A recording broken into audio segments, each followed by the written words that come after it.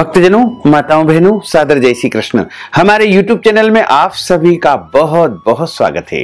मैं हूं आपके साथ आचार्य धर्मेंद्र शास्त्री। सबसे पहले आपको और आपके पूरे परिवार को परिवर्तनी एकादशी की बहुत बहुत शुभकामनाएं एवं बधाइयां। भगवान श्री लक्ष्मी नारायण जी का भरपूर आशीर्वाद आप सभी के जीवन पर बना रहे। आप सभी सुखी रहें, स्वस्थ रहें, व्यस्त रहें और मस्त रहें। निरंतर उन्नति तथा प्रगति को आप प्राप्त करते रहें।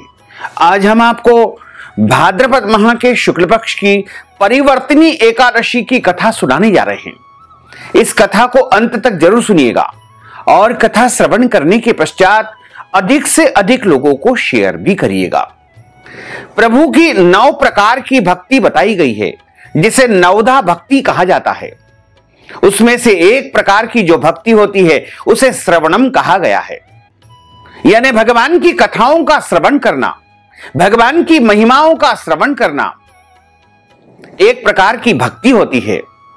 इसलिए अगर आप एकादशी का व्रत करते हैं और इसके साथ एकादशी व्रत की कथा का श्रवण करते हैं, और यदि एकादशी का व्रत नहीं भी करते हैं और एकादशी की कथाओं का श्रवण करते हैं, तो भी आपको एकादशी व्रत का संपूर्ण पुण्य फल अवश्य ही प्राप्त हो सकेगा तथा प्रभु की भक्ति भी आपको प्राप्त होगी। और जब मनुष्य को प्रभु की भक्ति मिलती है तो उसके जीवन में सुख, शांति, समृद्धि का वास होता है। तो ऐसा ही अगर आप भगवान की कथाओं का श्रवण निरंतर रूप से करते हैं तो निश्चित मानिएगा कि आपके ऊपर प्रभु की कृपा बनी रहेगी। आज हम आपको परिवर्तनी एकादशी की दिव्य और ज्ञानमयी कथा सुनाने जा रहे हैं। भाद्रपद माह के शुक्ल पक्ष की एकादशी होती है, उसे परिवर्तनी एकादशी कहा जाता है।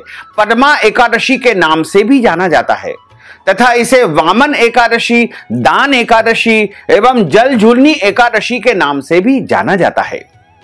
और इस एकादशी को डोल ग्यारस के नाम से भी जाना जाता है। तो सबसे पहले हम आपको एकादशी का व्रत किस प्रकार किया जाता है, इसके नियम क्या होते हैं तथा व्रत करने की विधि एवं पारणा करने की विधि क्या होती है, ये संपूर्ण जानकारी प्रदान करेंगे। उसके पश्चात हम आपको एकादशी की दिव्य कथा सुनाएंगे। आज हम आपको परिवर्तनी एकादशी तथा पद्मा एकादशी की दिव्य और ज्ञानमयी कथा सुनाएंगे, क्योंकि पहले आपको परिवर्तनी एकादशी की कथा सुनाएंगे, उसके बाद पद्मा एकादशी की भी कथा सुनाएंगे। हालांकि दोनों एकादशी एक है, लेकिन इसमें 2 कथाएं बताई गई है। दोनों ही कथाओं को आप सभी भक्तजन पूरे ध्यान से मन लगा करके श्रवण करें। पूरे वर्ष में 24 एकादशी आती है, लेकिन जिस साल अधिक मास आता है, पुरुषोत्तम मास आता है, उस वर्ष 2 एकादशी अधिक हो जाती है, यानी कुल मिलाकर के 26 एकादशी होती है। प्रत्येक माह में 2 बार एकादशी आती है, एक बार कृष्ण पक्ष में तथा दूसरी एकादशी शुक्ल पक्ष में आती है। दोनों ही एकादशियों का हमारे धर्म ग्रंथों तथा पुराणों में भिन्न भिन्न महत्व बताया गया है। भाद्रपद माह के शुक्ल पक्ष की जो एकादशी है उसका नाम परिवर्तनी एकादशी है। इसे पद्मा एकादशी के नाम से भी जाना जाता है। वामन एकादशी, जल झूलनी एकादशी एवं डोल ग्यारस के नाम से भी इस एकादशी को जाना जाता है। यह बड़ी एकादशी होती है। इसका व्रत प्रत्येक भक्त को करना चाहिए, क्योंकि इस एकादशी के दिन भगवान करवट बदलते हैं, यानी परिवर्तनी एकादशी इसीलिए इसे कहा गया है। एवं डोल में बैठ करके प्रभु नगर भ्रमण के लिए निकलते हैं, इसलिए इसे डोल ग्यारस कहा जाता है। और इसी तरह वामन एकादशी के नाम से भी इसे जाना जाता है। राजस्थान में जल झूलनी एकादशी का बड़ा ही महापर्व मनाया जाता है। इस अवसर पर वहां पर मेला भी लगाया जाता है। तो इस बार एकादशी तिथि 2 दिन रहेगी, यानी एकादशी तिथि का आरंभ 6 सितंबर 2022 मंगलवार को सुबह 5:55 से हो जाएगा, जो कि अगले दिन सुबह यानी 7 सितंबर 2022 को बुधवार के दिन सुबह 3:05 पर एकादशी तिथि समाप्त हो जाएगी।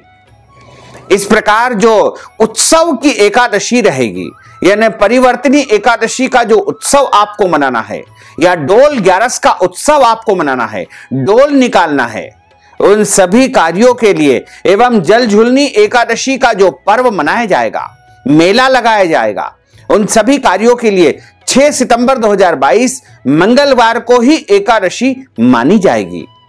और अगले दिन व्रत की एकादशी रहेगी, यानी 7 सितंबर 2022 को, चूंकि शुद्ध एकादशी है, द्वादशी युक्त एकादशी है, इसलिए इस दिन सभी भक्तजनों, माताओं, बहनों को व्रत करना चाहिए। 6 सितंबर को सुबह 5:55 पर 10वीं समाप्त होगी और उसके बाद एकादशी तिथि लगेगी। क्योंकि धर्म ग्रंथों में लिखा हुआ है कि यदि अरुणोदय काल में, यानी सूर्योदय से पहले 1 घंटा 36 मिनट अगर 10वीं तिथि व्याप्त रहे तो उस दिन एकादशी तिथि का व्रत नहीं करना चाहिए। इसलिए अगर आप वैष्णव परंपरा को मानते हैं, विष्णु के अवतारों को मानते हैं और हमारे मत को यदि आप मानते हो, तो आपको सभी भक्तजनों को 7 सितंबर 2022 बुधवार के दिन ही एकादशी का व्रत करना चाहिए। और जो भक्तजन 7 सितंबर 2022 बुधवार को व्रत करेंगे, उनको इस व्रत का पारना 8 सितंबर 2022 गुरुवार को सुबह 6:24 से लेकर के 9:24 के मध्य कर लेना चाहिए। और जो भक्तजन एकादशी का व्रत करते हैं, उनको 10वीं से लेकर के द्वादशी तक कुछ महत्वपूर्ण नियमों का पालन करना चाहिए। इस बार 10वीं के नियमों का पालन 6 सितंबर 2022 मंगलवार को करना है और एकादशी का व्रत 7 सितंबर को करना है और व्रत का पारणा 8 सितंबर को करना है। तो जो भक्तजन, माताएं, बहनें एकादशी का व्रत रखेंगे, उनको 10वीं के दिन एक समय भोजन करना चाहिए।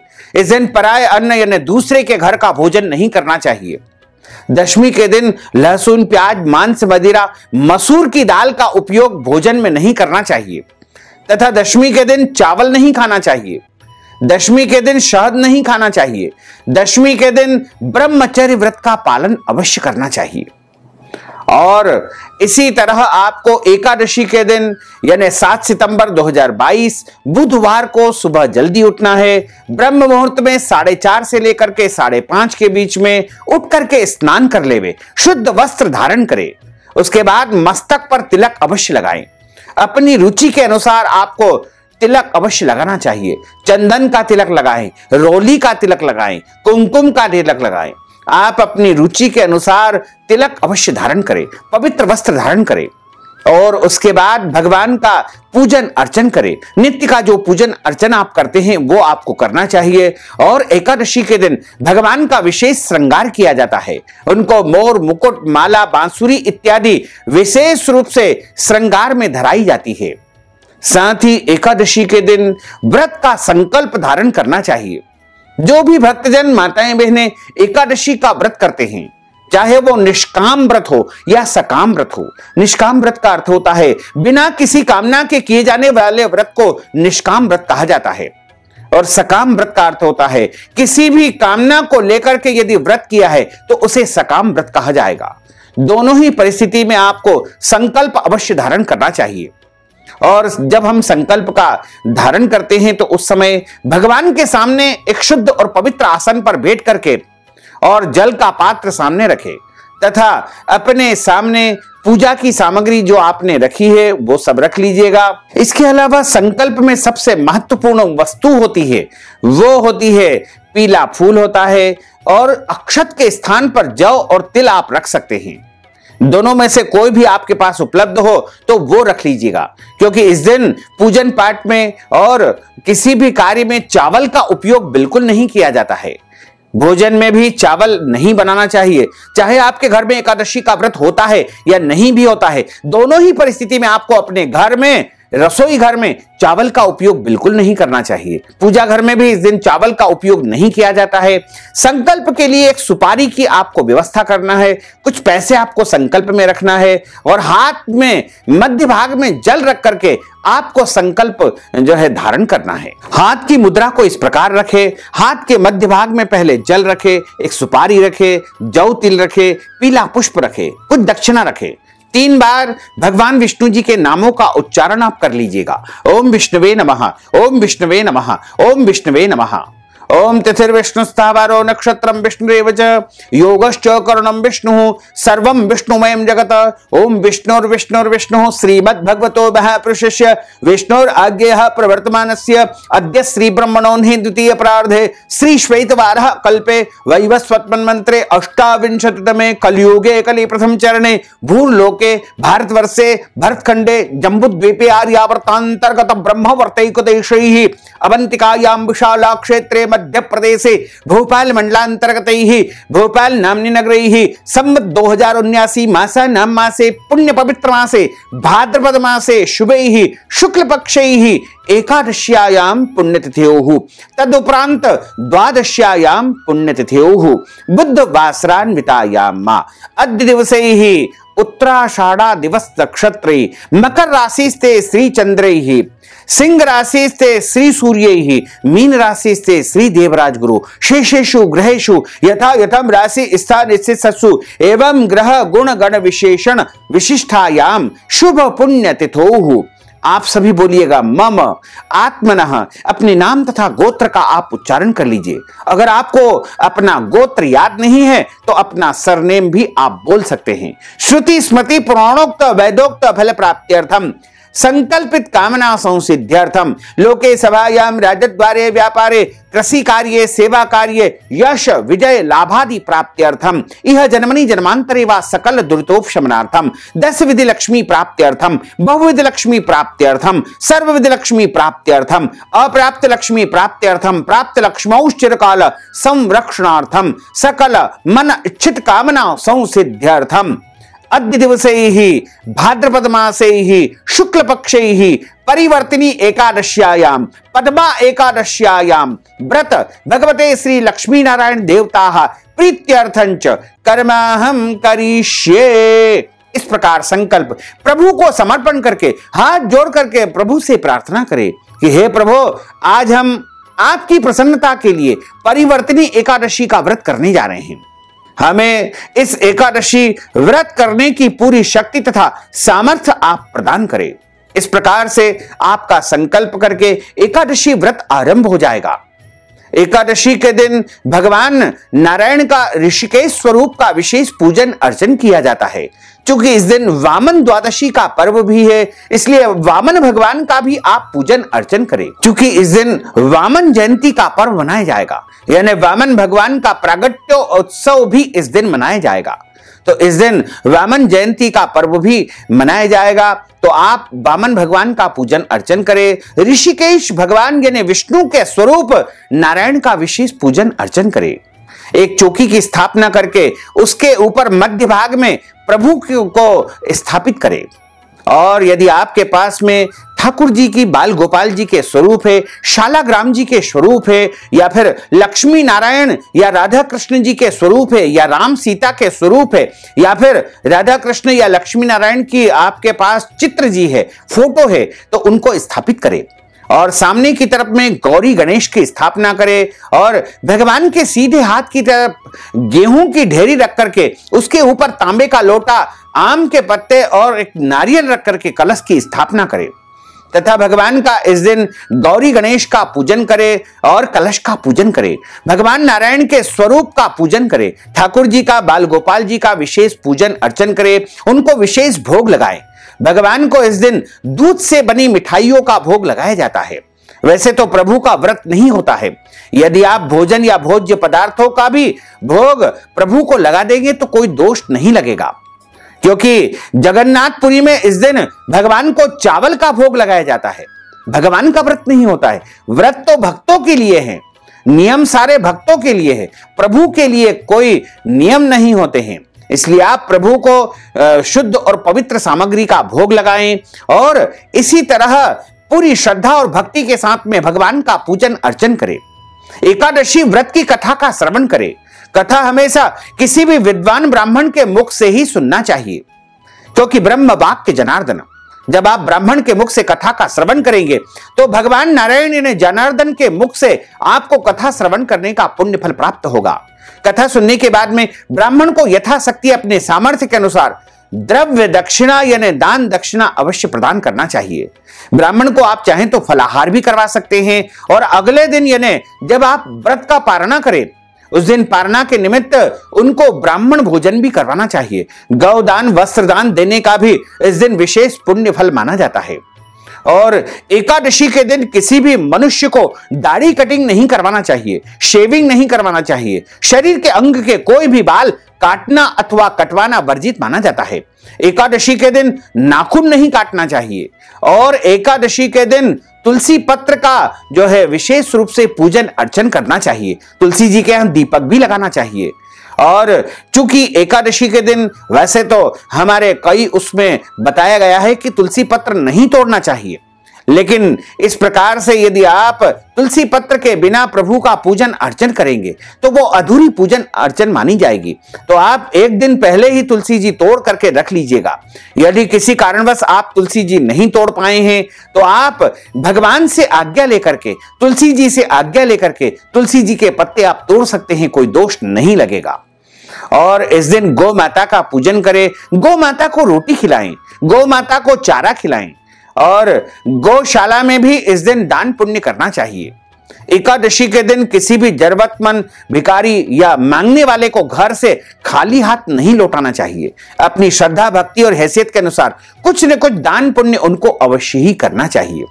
अगर आपके घर परिवार में जन्म अथवा मृत्यु का सूतक लगा हो तो ऐसी परिस्थिति में आप जो है 13 दिन तक पूजन अर्चन न करें।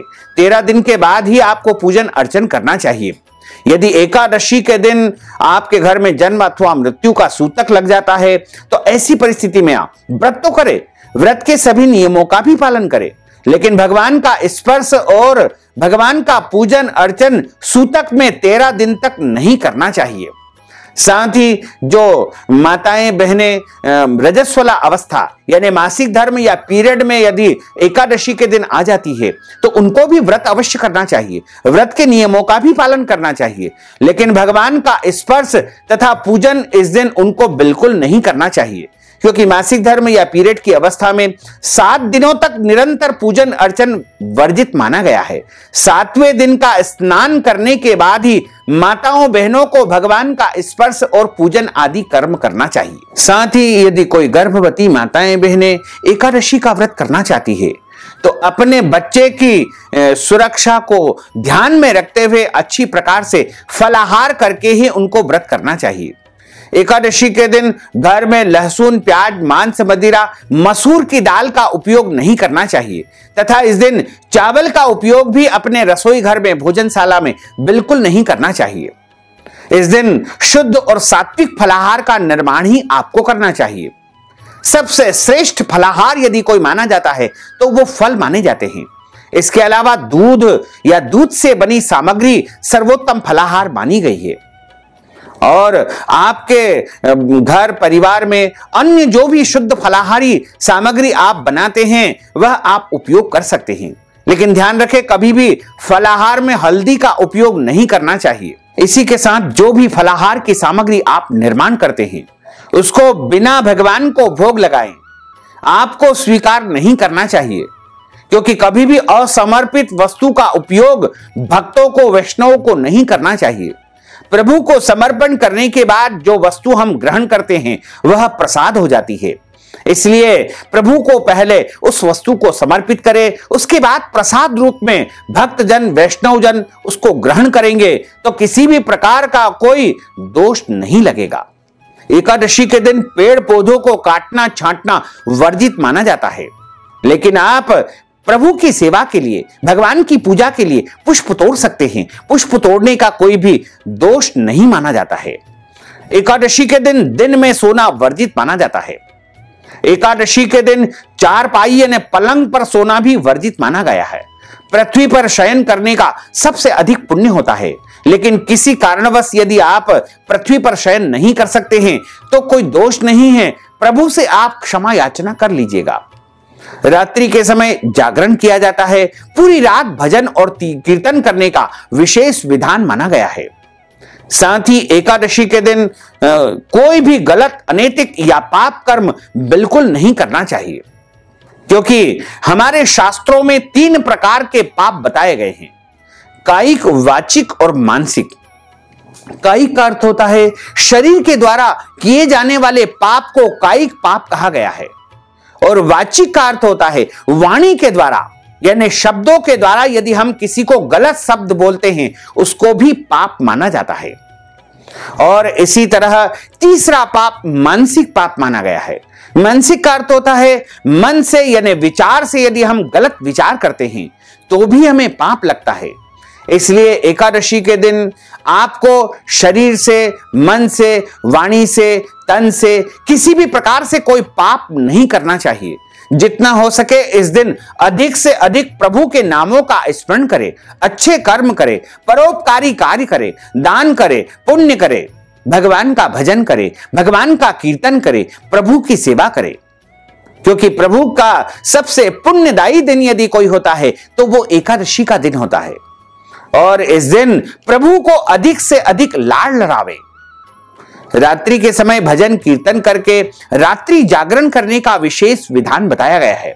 यदि पूरी रात आप नहीं जाग सकते हैं तो 1 प्रहर, 2 प्रहर, 3 प्रहर या 4 प्रहर, एक एक प्रहर 3 घंटे का माना जाता है।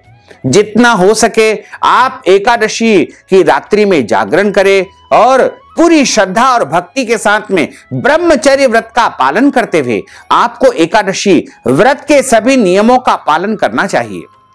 अगर किसी नियम का पालन हम नहीं कर पाते हैं तो ऐसी परिस्थिति में कोई अनजाने में और अज्ञानतावश हमारे द्वारा गलती हो जाती है, त्रुटि हो जाती है, तो प्रभु तो कृपालु है, दयालु है। उनसे आप क्षमा याचना करके, प्रार्थना करके आप प्रायश्चित कर सकते हैं और आप प्रभु से कहे कि प्रभु हमने जाने अनजाने में ये गलती कर दी है, कृपा करके आप हमें क्षमा अवश्य कर दीजिएगा। प्रभु कृपालु होते हैं, दयालु होते हैं, वो अवश्य ही आपको क्षमा प्रदान करेंगे। तो इस तरह अगर आप एकादशी का व्रत करेंगे तो निश्चित तौर से आपको एकादशी व्रत का संपूर्ण पुण्य फल प्राप्त हो सकेगा। तो चलिए अब हम सभी मिलकर के कथा का आरंभ करते हैं। कथा आरंभ करने के पूर्व सबसे पहले गुरुदेव की वंदना करेंगे, प्रभु का आह्वान करेंगे, उसके पश्चात हम आपको कथा सुनाएंगे। बोलिए लक्ष्मी नारायण भगवान की जय, श्री वृंदावन बिहारी लाल की जय, गोपाल कृष्ण भगवान की जय। गुरुर् ब्रह्मा गुरुर्विष्णु गुरुर्देवो महेश्वरा, गुरुः साक्षात् परब्रह्म तस्मै श्री गुरुवे नमः।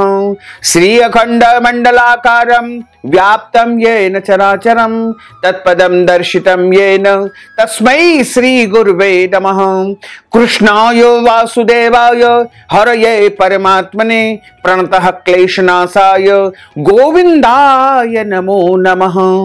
वसुदेव सुतं देवं कंसचाणूरमर्दनं देवकी परमानंदं कृष्णं वंदे जगद्गुरुं। सच्चिदानंद रूपाय विश्वोत्पत्त्यादिहेतवे तापत्रय विनाशाय श्री कृष्णाय वयं नमः। जय जय श्री राधा रमण, जय जय नवल किशोर, जय गोपी चित चोर प्रभु, जय जय माखन चोर। मात मेरी श्री राधिका, पिता मेरे घनश्याम, इन दोनों के चरणन में मेरा बारंबार प्रणाम, मेरा बारंबार प्रणाम, मेरा बारंबार प्रणाम। मोहिनी मूरत श्याम की वो मन रही समाय, जो मेहंदी के पात में लाली रही समाय। धन यौवन एक दिन उड़ जाएंगे जैसे उड़े कपूर, मन मूरख तू राम भज क्यों चाटे जगधूर। राम कृष्ण दो एक है अंतर नहीं निमेश, इनके नयन गंभीर है उनके चपल विशेष। करार विंदेन पदार विंदम मुखार विंदेन विनिवेशयन्तिम, वटस्य पत्रस्य पुटेशयानम बालम मुकुंदम मनसा स्मरामि। वरह पीडम नटवर वपुः कर्णयोः कर्णिकारं, विभ्रद्वास कनक कपीशम वैजयंतीं च मालां। रंध्रान् वेणोर्धर सुधया पूरयन् गोपवृन्दैः वृन्दारण्यं स्वपदरमणं प्राविशत गीतकीर्तिः। कस्तूरीतिलकं ललाटपटले वक्षस्थले कौस्तुभं नासाग्रे वरमौक्तिकं करतले वेणुः करे कङ्कणं सर्वाङ्गे हरिचन्दनं सुललितं कंठे च मुक्तावलिं गोपस्त्री परिवेष्टितो विजयते गोपाल चूड़ामणिं फूलेन्दीवरकान्तिमिन्दु वदनं बरहावतं सप्रियं श्रीवत्साङ्गमुदार कौस्तुभधरं पीताम्बरं सुन्दरं गोपीनां नयनोत्पलार्चिततनुं गोपसंघावृतं गोविंदम कलवेणुवादन परम दिव्यांगभूषणं भजे, दिव्यांगभूषणं भजे। बोलिए श्री गिरिराज धरण की जय, श्री गोवर्धन नाथ भगवान की जय, श्री बालकृष्ण लाल की जय, श्री श्याम सुंदर यमुने महारानी की जय, जगत गुरु वल्लभाधीश की जय, श्री गुसाई जी परम दयाल वे की जय, श्री गुरुदेव की जय, लाडले लाल की जय। एक समय की बात है, राजा युधिष्ठिर भगवान कृष्ण को प्रणाम करके उनसे प्रश्न पूछते हैं। कहते हैं कि हे भगवान, सबसे पहले मैं आपको नमन करता हूं, आपको प्रणाम करता हूं, तथा मेरी एक जिज्ञासा है, उसका आप समाधान करिए। राजा युधिष्ठिर भगवान से प्रश्न करते हैं कि हे प्रभु, भाद्रपद माह के शुक्ल पक्ष की एकादशी का क्या नाम है, इस व्रत की विधि क्या है तथा इसका महात्म्य क्या है, और इस व्रत में जो है कौन कौन से महत्वपूर्ण नियमों का पालन करना चाहिए, यह सब मैं आपके श्री मुखारविंद से सुनना चाहता हूं। भगवान श्री कृष्ण कहने लगे कि हे राजन, भाद्रपद माह के शुक्ल पक्ष की जो एकादशी होती है वह महान पुण्य फल को प्रदान करने वाली एकादशी है, तथा इस व्रत को करने वाला वैकुंठ लोक में, स्वर्ग लोक में निवास करता है और अंत समय में परम पद यानी मोक्ष पद को वह प्राप्त करता है।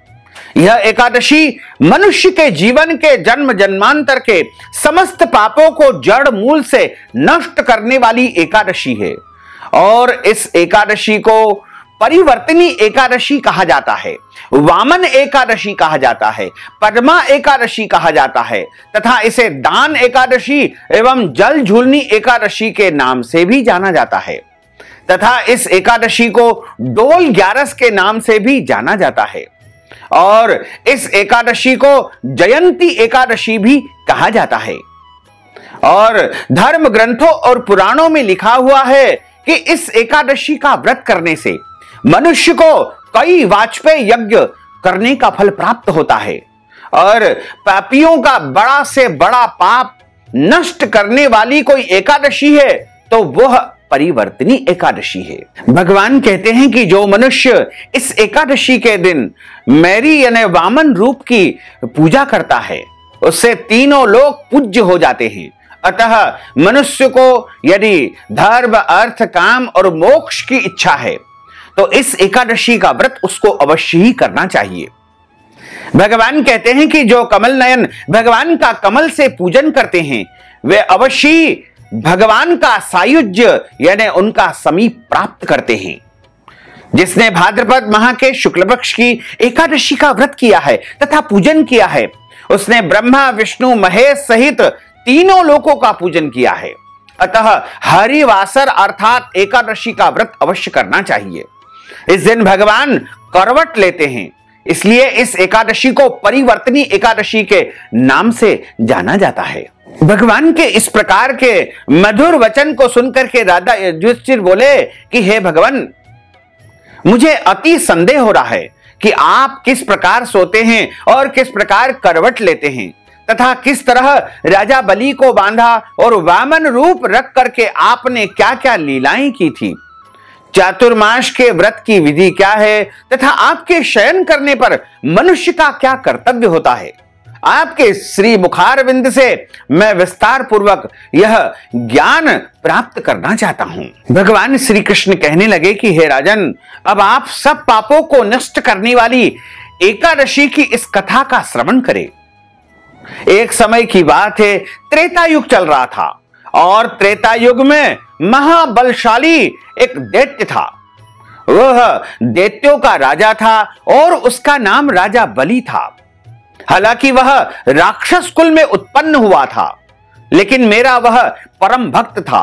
विविध प्रकार के वेद सूक्तों से यज्ञ करके, पूजा करके, अनुष्ठान करके, जप करके, तप करके मेरी भक्ति किया करता था, मेरी पूजा किया करता था, मेरी आराधना किया करता था और नित्य ही वह ब्राह्मणों का पूजन तथा यज्ञ का आयोजन करता था। लेकिन इंद्र से द्वेष के कारण उसने इंद्रलोक तथा सभी देवताओं को विजय प्राप्त कर ली थी, यानी समस्त देवताओं को और इंद्रलोक को उसने जीत लिया था। इस कारण सभी देवता एकत्र होकर के सोच विचार करके भगवान नारायण के समीप गए। बृहस्पति देवगुरु सहित इंद्रादिक देवता प्रभु के निकट जाकर के और नतमस्तक होकर के वेद मंत्रों द्वारा भगवान की स्तुति करते हैं, प्रभु की वंदना करते हैं। और सारे देवता भगवान से कहते हैं कि प्रभु, हमारा सब कुछ छीन चुका है। राजा बलि ने तीनों लोकों को जीत लिया है। आज सारी पृथ्वी, सारा पाताल, सारा स्वर्ग लोक और समस्त जो है शक्तियां उसके पास है। हम शक्तिहीन हो गए हैं, हमारा सब कुछ लूट चुका है। सारे देवता जब भगवान से स्तुति करते हैं तो भगवान समस्त देवताओं को वचन देते हैं कि आप निश्चिंत रहिए, मैं वामन का रूप धारण करके राजा बलि से तीनों लोक प्राप्त कर लूंगा, इसलिए आप निश्चिंत हो जाइए। इतनी कथा को सुनकर के राजा युधिष्ठिर बोले कि हे जनार्दन वासुदेव, आपने वामन रूप धारण करके उस महाबली दैत्य को किस प्रकार से जीता था? भगवान कृष्ण कहने लगे कि मैंने वामन रूपधारी ब्रह्मचारी के रूप में जो है इस पृथ्वी पर अवतार लिया था और राजा बलि से 3 पग भूमि की याचना करते हुए मैंने सब कुछ उसे प्राप्त कर लिया था। राजा युधिष्ठिर कहते हैं कि भगवान, मैं आपसे विस्तार पूर्वक जानना चाहता हूं कि किस प्रकार से आपने राजा बलि से 3 पग भूमि प्राप्त की थी। तब भगवान कहते हैं कि हे राजन, ध्यान पूर्वक सुनो। एक समय की बात है, मैंने वामन का रूप धारण किया और वामन का रूप धारण करके मैंने सुंदर सा दिव्य जो है रूप धारण किया और एक कमंडल लेकर के, एक छाता लेकर के वहां से मैं निकल पड़ा। मुझे ज्ञात हुआ था कि राजा बलि अपने कुलगुरु शुक्राचार्य जी से एक यज्ञ का आयोजन करवा रहे हैं और उनका यज्ञ चल रहा है तथा मैंने राजा बलि की ख्याति सुन रखी थी कि राजा बलि किसी भी ब्राह्मण को खाली हाथ नहीं लौटाते हैं, वो उसको कुछ न कुछ दान पुण्य अवश्य ही करते हैं। इसी विचार से राजा बलि की यज्ञशाला के समीप जाकर के मैं खड़ा हो गया।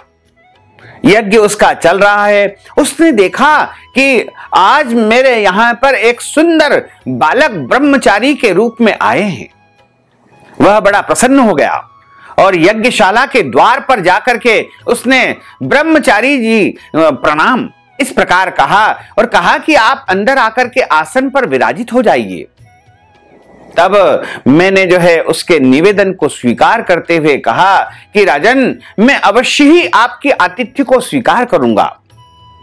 राजा बलि ने सबसे पहले प्रणाम किया और कहा कि जब कोई धार्मिक अनुष्ठान होता है, यज्ञ यागादिक होता है और ऐसे शुभ समय में यदि कोई भी विद्वान ब्राह्मण ब्रह्मचारी यदि उस कार्य क्षेत्र में या यज्ञशाला में पधारे तो वह बड़ा ही सुंदर और अद्भुत संयोग माना जाता है, क्योंकि अनुष्ठान के मध्य अगर कोई भी विद्वान ब्राह्मण आता है तो वह परम शुभ और सिद्धिदायक अनुष्ठान माना जाता है। तो आज मेरी यज्ञशाला में इस पावन भूमि पर आपका पदार्पण हुआ है। मैं आपका स्वागत करता हूं, आपके चरणों की वंदना करता हूं। और है ब्रह्मचारी जी, आप क्या मुझसे चाहते हैं? आप जो भी चाहेंगे वह मैं आपको प्रदान अवश्य ही करूंगा। क्योंकि मैं त्रिलोकी का इस समय राजा हूं, मेरे पास सर्वस्व है, आप जो बोलेंगे वह मैं आपके लिए कर दूंगा। हे ब्रह्मचारी जी, यदि आपका विवाह नहीं हुआ है तो इसी समय मैं आपका विवाह संपन्न करवा दूं, और अगर आपके पास निवास करने के लिए कोई महल नहीं है, घर नहीं है, तो वह भी मैं आपको प्रदान कर दूं। आपके पास हाथी घोड़ा इत्यादि कोई वाहन नहीं है तो वो भी मैं आपको प्रदान कर दूं, और जो भी सांसारिक या भौतिक या जो भी आपकी इच्छाएं हैं वो अवश्य ही मेरे सामने प्रकट कीजिएगा। आपकी समस्त इच्छाओं को मैं अवश्य ही पूर्ण कर दूंगा, क्योंकि मैं इस समय जो है पृथ्वी का सबसे सर्वशक्तिमान राजा हूं। राजा बलि की बातों को ब्रह्मचारी वामन रूप बड़े ध्यान से सुन रहे हैं। तो वामन ने जैसे ही राजा बलि की बात समाप्त होती है तत्काल कहा कि राजन, मैं आपसे जो भी मांगूंगा वह आप मुझे प्रदान कर दोगे। राजा बलि ने कहा कि अवश्य, इसमें कोई संदेह नहीं है। आप मेरी यज्ञशाला में आज अतिथि के रूप में पधारे हैं और आप जो भी मुझसे मांगेंगे वह मैं आपको अवश्य ही प्रदान करूंगा। ब्रह्मचारी जी कहते हैं कि राजन, हम बालक ब्रह्मचारी है और हम तो केवल जो है दान पुण्य जब लेते हैं तो संकल्प करवा करके ही दान लेते हैं, बिना संकल्प के कोई भी दान पुण्य हम प्राप्त नहीं करते हैं।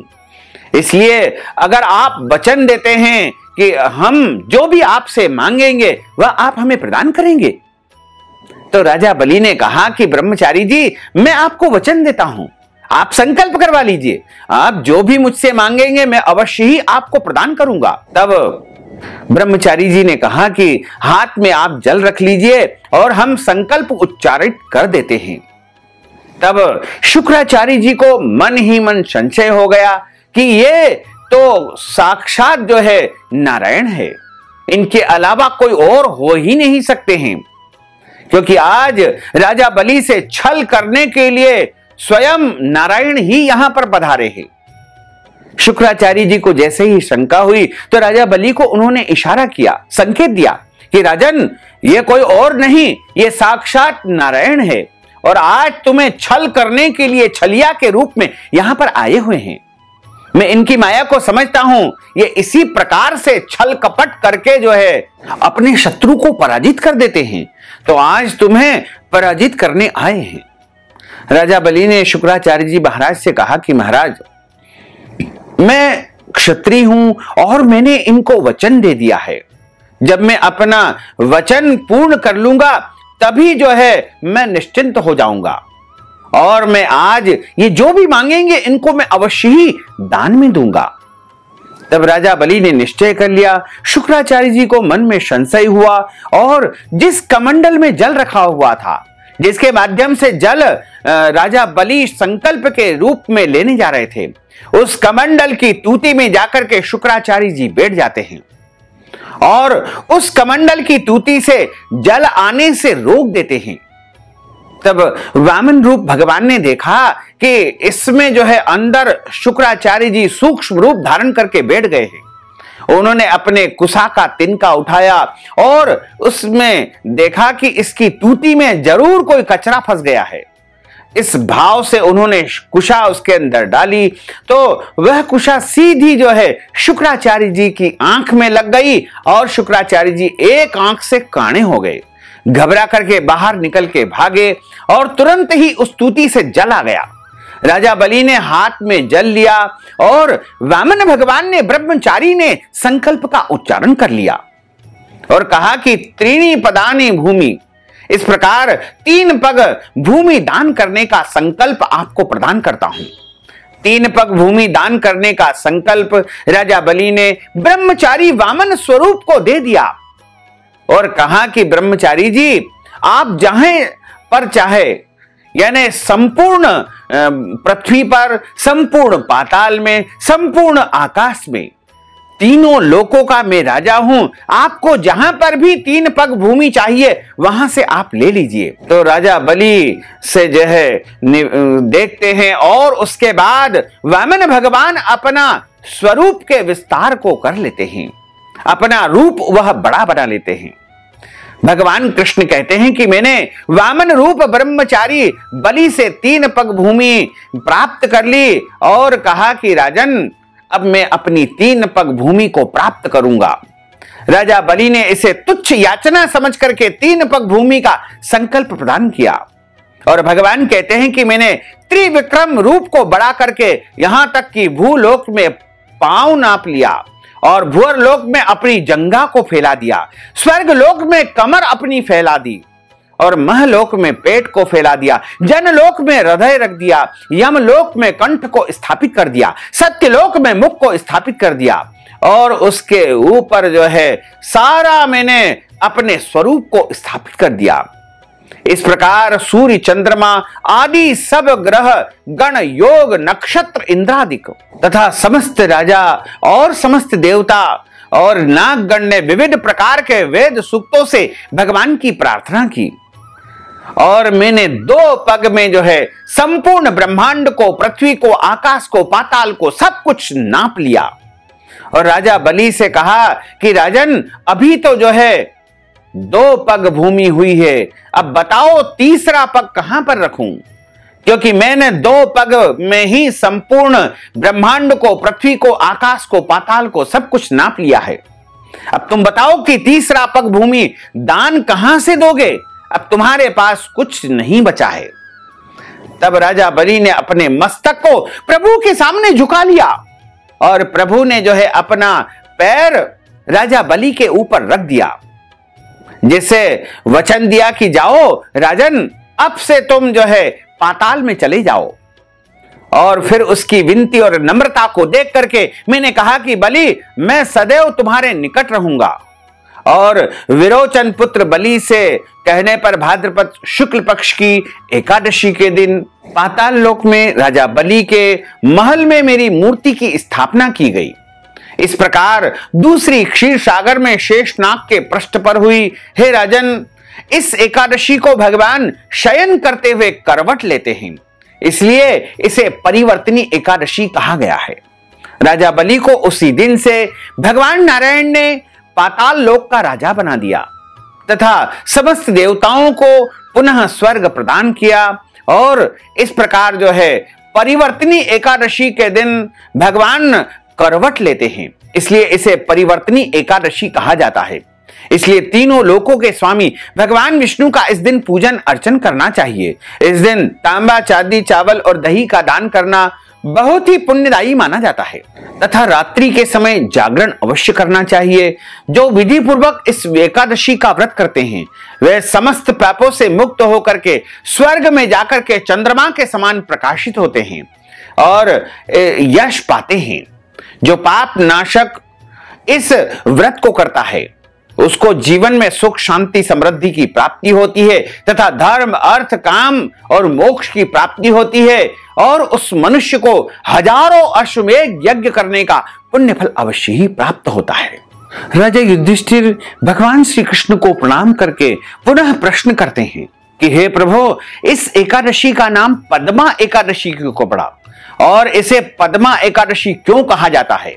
इस व्रत का क्या महात्म है, वो भी मैं आपके श्री मुखारविंद से आज श्रवण करना चाहता हूं। तब भगवान श्री कृष्ण बोले कि हे राजन, इस विषय में तुम्हें एक आश्चर्यजनक कथा को सुनाने जा रहा हूं, जैसे स्वयं ब्रह्मा जी ने अपने पुत्र नारद जी से कही थी। नारद जी ने एक समय ब्रह्मा जी से पूछा था कि हे चतुर्मुख पितामह, आपको मैं नमस्कार करता हूं। मैं भगवान विष्णु की आराधना के लिए आपके मुख से यह सुनना चाहता हूं कि भाद्रपद माह के शुक्ल पक्ष में कौन सी एकादशी होती है। तब ब्रह्मा जी ने कहा था कि हे मुनि श्रेष्ठ, तुमने बहुत उत्तम बात पूछी है। क्यों न हो वैष्णव जो ठहरे हो, भाद्रपद माह के शुक्ल पक्ष की एकादशी को पद्मा एकादशी कहा जाता है। इस दिन भगवान ऋषिकेश की पूजा होती है। यह व्रत अवश्य ही करने योग्य है और मनुष्य मात्र को पद्मा एकादशी का व्रत करना चाहिए। इस विषय में एक प्राचीन इतिहास में तुमको सुनाता हूं। सूर्यवंश में मानधाता नामक एक चक्रवर्ती सत्य प्रतिज्ञ और प्रतापी राजर्षि हो गए हैं। वे प्रजा का पालन जो है अपने पुत्रों की भांति किया करते थे उनके राज्य में अकाल नहीं पड़ता था, मानसिक चिंताएं नहीं सताती थी और व्याधियों का प्रकोप भी नहीं होता था। उनकी प्रजा सदैव निर्भय तथा धन धान्य से समृद्ध थी। महाराज के कोष में हमेशा धन धान्य भरपूर भरा रहता था तथा उन राजा के खजाने में केवल न्याय से अर्जित धन ही रखा हुआ था। उनके राज्य में समस्त वर्णों और आश्रमों के लोग अपने अपने धर्म में लगे रहते थे। मानधाता के राज्य की भूमि कामधेनु के समान फल देने वाली थी। उनके राज्य करते समय प्रजा को बहुत सुख प्राप्त होता था। एक समय किसी कर्म का फल भोग प्राप्त होने पर राजा के राज्य में 3 वर्षों तक बरसात नहीं हुई। उनकी प्रजा भूख से पीड़ित होकर के नष्ट होने लगी। तब संपूर्ण प्रजा ने महाराज के पास आकर इस प्रकार कहा। प्रजा बोली कि हे नृपश्रेष्ठ, आपको प्रजा की बात सुनना चाहिए। पुराणों में मनीषी पुरुषों ने जल को नारा कहा है। वह नारा ही भगवान का अयन यानी निवास स्थान है, इसलिए वे नारायण कहलाते हैं। नारायण स्वरूप भगवान विष्णु सर्वत्र व्यापक रूप में विराजमान है। वे ही मेघ स्वरूप होकर के वर्षा करते हैं। वर्षा से अन्न पैदा होता है और अन्न से प्रजा जीवन धारण करती है। प्रजा का पालन अन्न से ही होता है। हे नृपश्रेष्ठ, इस समय अन्न के बिना प्रजा का विनाश होता जा रहा है। अतः ऐसा कोई उपाय कीजिए जिससे हमारे योगक्षेम का निर्वाह हो सके और हमारी प्रजा जो है, हमारी जनता सुखी हो सके। राजा ने कहा कि आप लोगों का कथन परम सत्य है, क्योंकि अन्न को ब्रह्म कहा गया है। अन्न से प्राणी की उत्पत्ति होती है और अन्न से ही जगत जीवन धारण करता है। लोक में बहुधा ऐसा सुना जाता है तथा पुराण में भी बहुत विस्तार से इसका वर्णन किया हुआ है कि राजाओं के अत्याचार से प्रजा को पीड़ा होती है, किंतु जब मैं बुद्धि से विचार करता हूं तो मुझे अपने किए हुए पर कोई अपराध दिखाई नहीं देता है। फिर भी मैं प्रजा के हित के लिए प्रयत्न करूंगा। ऐसा निश्चय करके मानधाता इने गिने व्यक्तियों को साथ लेकर के विधाता को प्रणाम करके सघन जंगल की तरफ सबसे पहले प्रस्थान करते हैं और जंगल में पहुंच करके मुख्य मुनियों और तपस्वियों के आश्रम पर घूमते फिरे। एक दिन उन्हें ब्रह्मपुत्र अंगिरा ऋषि का अचानक दर्शन हुआ। उन पर दृष्टि पड़ते ही राजा हर्ष में भरकर अपने वाहन से उतर पड़े और इंद्रियों को वश में रखते हुए दोनों हाथ जोड़ करके उन्होंने मुनि के चरणों में सबसे पहले प्रणाम किया। मुनि ने भी स्वस्ति कल्याणमस्तु कह करके राजा का अभिवादन किया, अभिनंदन किया। उनके राज्य के 7 अंगों की कुशल क्षेम पूछी। राजा ने अपनी कुशलता बता करके मुनि के स्वास्थ्य का समाचार पूछा। मुनि ने राजा को आसन पर बैठा करके उनको अर्घ्य इत्यादि प्रदान किया। उन्हें ग्रहण करके जब वे मुनि के समीप बैठे तो उन्होंने आगमन का कारण पूछा। राजा ने कहा कि भगवान, मैं धर्मानुकूल प्रणाली से पृथ्वी का पालन कर रहा था, फिर भी मेरे राज्य में वर्षा का अभाव हो गया है। इसका क्या कारण है, आपके मुख से मैं जानना चाहता हूं। ऋषि बोले कि राजन, यह सब युगों में उत्तम सतयुग है। इसमें सब लोग परमात्मा के चिंतन में लगे रहते हैं तथा इस समय धर्म अपने चारों चरणों से युक्त होता है। इस युग में केवल ब्राह्मण ही तपस्वी होते हैं, दूसरे लोग नहीं हो सकते हैं। किंतु महाराज, तुम्हारे राज्य में एक जो है पतित व्यक्ति तप कर रहा है, इस कारण मेघ पानी नहीं बरसाते हैं। तुम इसके प्रतिकार का यत्न करो जिससे यह अनावृष्टि का दोष शांत हो जाए। राजा ने कहा कि मुनिवर, एक तो यह तपस्या में लगा है, दूसरा निरपराध है, अतः मैं इसका अनिष्ट नहीं करूंगा। आप उक्त दोष को शांत करने वाला कोई और धर्म उपदेश मुझे कीजिए। ऋषि बोले कि राजन, यदि ऐसी बात है तो आप एकादशी का व्रत करो। अभी भाद्रपद माह के शुक्ल पक्ष में जो पद्मा एकादशी आएगी, उसका विधि विधान से व्रत करो। उसका व्रत करने से निश्चय ही तुम्हारे राज्य में उत्तम वर्षा होगी। हे राजन, तुम अपनी प्रजा और परिजनों के साथ इस व्रत का संपूर्ण पालन करो। मुनिवर के वचन को सुनकर के राजा अपने महल में लौट आए। उन्होंने चारों वर्णों की समस्त प्रजाओं के साथ में भाद्रपद माह के शुक्ल पक्ष की पद्मा एकादशी का व्रत किया। इसका व्रत करते ही इस प्रकार व्रत करने पर मेघ पानी बरसाने लगे, पृथ्वी जल से आप्लावित हो गई और हरी भरी खेती से सुशोभित होने लगी। इस व्रत के प्रभाव से उसकी प्रजा सुखी हो गई। भगवान श्री कृष्ण कहते हैं कि हे राजन, इस कारण इस व्रत का अनुष्ठान मनुष्य को अवश्य ही करना चाहिए। पद्मा एकादशी के दिन जल से भरे हुए घड़े को वस्त्र से ढक करके दही और चावल के साथ ब्राह्मण को दान करना चाहिए। साथ ही ब्राह्मण को छाता जूता भी दान देना चाहिए। दान करते समय जो है भगवान के पवित्र नामों का उच्चारण करना चाहिए।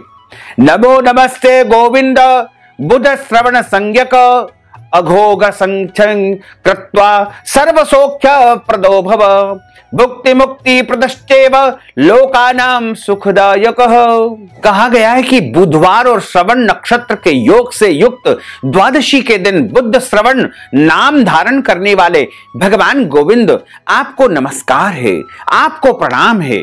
मेरी पाप राशि का नाश करके आप मुझ पर इस प्रकार से सुख प्रदान करें। आप पुण्यात्मा जनों को भोग और मोक्ष प्रदान करने वाले तथा सुखदायक है। हे राजन, इसके पढ़ने और सुनने से मनुष्य के समस्त पाप नष्ट हो जाते हैं। बोलिए लक्ष्मी नारायण भगवान की जय। अच्युतम केशवम राम नारायणम कृष्ण दामोदरम वासुदेवम हरे श्रीधरम माधवम गोपिका वल्लभम श्री जानकी नायकम श्री रामचंद्रम भजे जानकी मनोहरम सर्वलोक नायकम श्री शंकरादि सेवितम पुण्य नाम कीर्तनम श्री राम राम राम राम राम नाम तायकम राम कृष्ण वासुदेवा भक्ति मुक्तिदायकम राम कृष्ण वासुदेवा भक्ति मुक्तिदायकम राम कृष्ण वासुदेवा भक्ति मुक्तिदायकम। बोलिए लक्ष्मी नारायण भगवान की जय। श्री द्वारकाधीश भगवान की जय। भक्तजनों, माताओं बहनों, अगर आप परिवर्तनी एकादशी की कथा के निमित्त दान दक्षिणा प्रदान करना चाहते हैं, वस्त्रदान, अन्नदान, गौदान या कोई भी दान पुण्य यदि आप परिवर्तनी एकादशी के निमित्त करना चाहते हैं, तो आप हमारे पेटीएम के माध्यम से, गूगल पे के माध्यम से, फोन पे के माध्यम से या अकाउंट नंबर के माध्यम से या व्हाट्सएप पेमेंट के माध्यम से नगद राशि पहुंचा करके परिवर्तनी एकादशी का संपूर्ण पुण्य लाभ प्राप्त कर सकते हैं। साथ ही आपसे अनुरोध है कि हमारे व्हाट्सएप के माध्यम से अपना नाम तथा गोत्र भी अवश्य भेजें, ताकि आपके नाम का संकल्प किया जा सके और आपको एकादशी का पूरा पुण्य लाभ प्राप्त हो सके। अब हम सभी मिलकर के प्रभु की आरती का गायन करेंगे। ओम जय जगदीश हरे स्वामी जय जगदीश हरे भक्त जनों के संकट दास जनों के संकट क्षण में दूर करे। ओम जय जगदीश हरे जो ध्यावे फल पावे दुख बिन से मन का स्वामी दुख बिन से मन का सुख संपत्ति घर आवे सुख संपत्ति घर आवे कष्ट मिटे तन का। ओम जय जगदीश हरे मात पिता तुम मेरे शरण गहूं में किसकी स्वामी शरण गहूं में किसकी तुम बिना और न दूजा प्रभु बिना और न दूजा आस करूं मैं किसकी। ओम जय जगदीश हरे तुम पूर्ण परमात्मा तुम अंतरयामी स्वामी तुम अंतरयामी पार ब्रह्म परमेश्वर पार ब्रह्म परमेश्वर तुम सबके स्वामी। ओम जय जगदीश हरे तुम करुणा के सागर तुम पालन करता स्वामी तुम पालन करता मैं सेवक तुम स्वामी मैं सेवक तुम स्वामी कृपा करो भरता। ओम जय जगदीश हरे, तुम हो एक अगोचर सबके प्राणपति, स्वामी सबके प्राणपति। किस विधा मिलहूँ दयामय, किस विधा मिलहूँ दयामय, तुमको मैं सुमति। ओम जय जगदीश हरे, दीन बंधु दुख हरता, तुम रक्षक मेरे, स्वामी तुम ठाकुर मेरे। अपने हाथ बढ़ाओ, अपने हस्त उठाओ, द्वार पड़ा तेरे।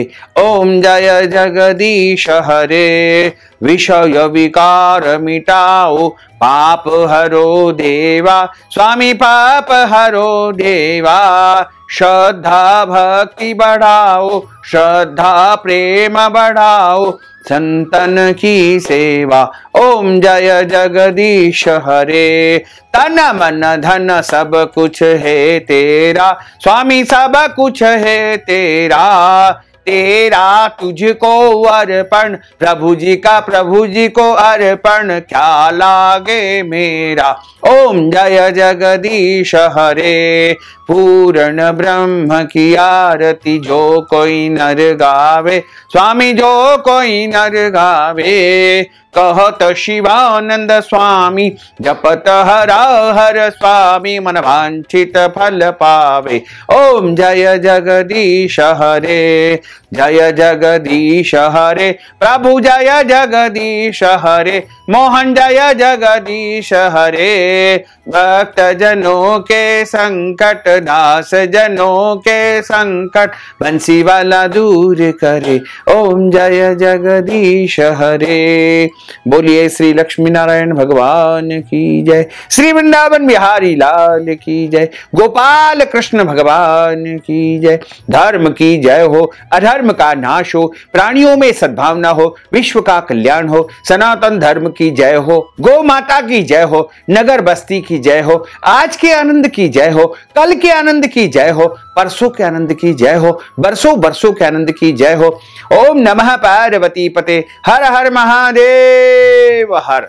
जय जय श्री राधे, जय जय श्री राधे, जय जय श्री राधे घनश्याम। भक्तजनों, माताओं बहनों, आपसे अनुरोध है कि इस ज्ञानवर्धक वीडियो को अधिक से अधिक लोगों को शेयर करिएगा, लाइक करिएगा, कमेंट करिएगा। और यदि अभी तक आपने हमारे और आपके YouTube चैनल को सब्सक्राइब नहीं किया है तो अभी और इसी समय सब्सक्राइब कर लीजिए और बेल आइकन को भी क्लिक कर दीजिए, ताकि इसी प्रकार के ज्ञानवर्धक वीडियो आपको सबसे पहले प्राप्त हो सके। आपको और आपके पूरे परिवार को सादर जय श्री कृष्ण, सादर धन्यवाद।